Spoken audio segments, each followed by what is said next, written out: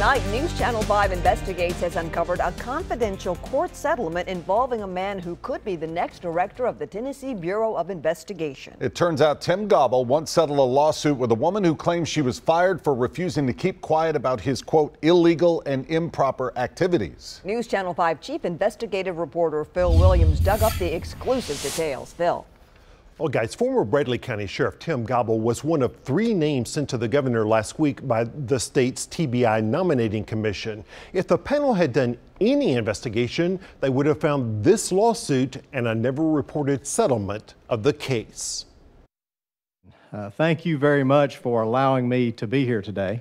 As Tim Gobble appeared before the TBI nominating commission, there was no hint about the controversies that have dogged him wherever he goes. His 15-year career with the U.S. Secret Service came to an abrupt end in 2004. Gobble resigned amid questions about conflicts with his elected job as a Cleveland city councilman. He confirms to News Channel 5 Investigates that he was facing an internal investigation at the time of his resignation. And at the Bradley County Sheriff's Office, our mission... In 2006, Gobble was elected Bradley County Sheriff, and he would eventually end up facing this lawsuit from former employee Cheryl Rich. Just after Gobble was elected, Rich said he ordered her to find a job for his wife, eventually naming her the assistant to his assistant in violation of the county's nepotism policy. Gobble said he had the right to set his own policy. Rich testified that Gobble told her, "I used to make over $100,000 at the Secret Service, and I need to supplement my income." Gobble wanted his wife put on a salary so she could come and go from the office as she desired, Rich said in a sworn affidavit.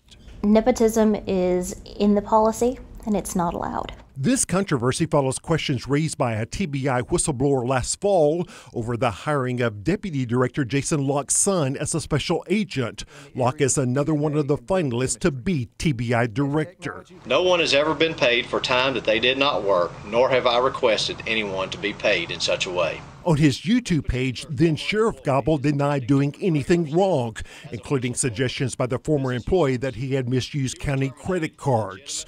But a federal judge concluded plaintiff's allegations suggest corruption in the expenditure of public funds. The judge added, "There is no suggestion that other candidates were evaluated for the position of defendant's assistant's assistant, nor is there any indication that the creation of such a position was warranted." So I do think it's important to be transparent and not to give the appearance of any conflict of interest. But after the federal judge refused to dismiss the lawsuit, News Channel 5 discovered that Gobble's county attorney settled the case under terms that Gobble says are secret, although he still insists he did nothing wrong.